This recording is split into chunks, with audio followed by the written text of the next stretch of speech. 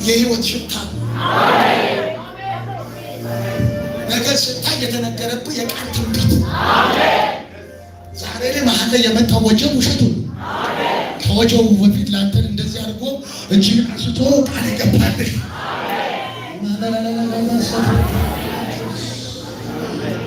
ውሸታሙ ይወጣል። ዛሬ አትሻገር።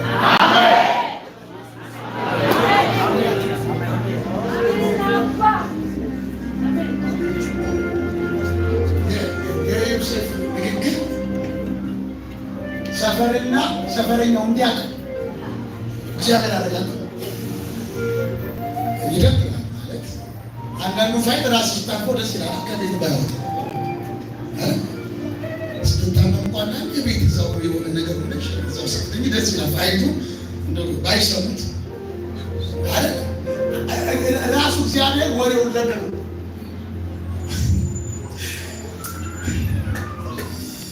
አደባባይ ወጣው። ያንተን ነውር ያሉትን ነገር አደባባይ ነው። ለምን ብትለኝ ያንተ ነውር አደባባይ ከወጣ በአደባባይ ነው የሚያከብረው። በአደባባይ የወጣው ወሬ እንደዚህ ነው የሚያደርገው። መልስ ሲሰጥ እግዚአብሔር በጓዳ ነው። በአደባባይ ወጣ። በአደባባይ አለ። ለማን ነው የምትነግረው?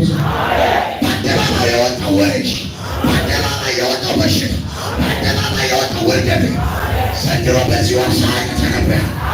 በአደባባይ ምስክርነት ይሆናል።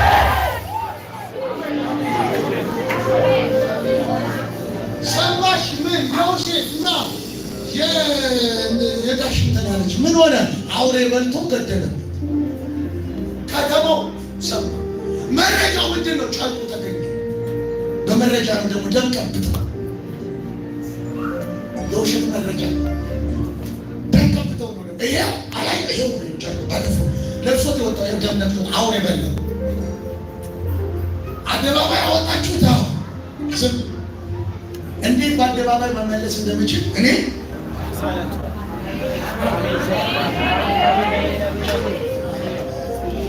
በአደባባይ የተሆነው ሰፈር የተሆነው እንኳን አወሩ በላይ እንኳን አወሩ ላይ እንኳን ያንቺ ችግር ጎረቤት ሰሙ። በጎረቤት ክብር ይሁን። በከተማ ከተወራ በከተማ ተወራለህ። በመንደር ከተወራ በመንደሩ ትነግሳለህ። በቀራንዮ ከተወራ በቀራንዮ ትነግሳለህ።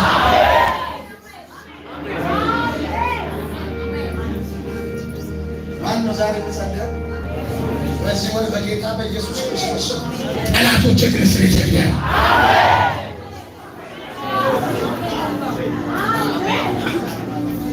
ስትዋረድ ዝም ያለ ዛሬ ምሽት ይነሳል። አንተ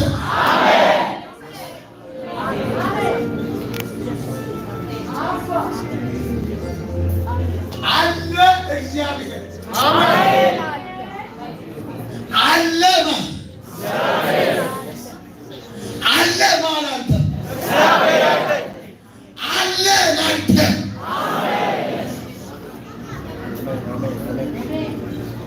ወደፊነት ወራ በለው ዛሬ ሮብ ይሄ ቃል ወደ እኔ መጣ።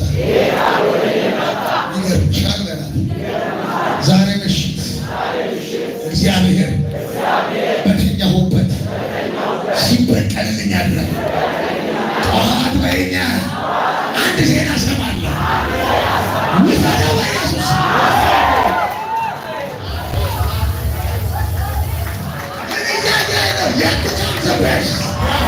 What do you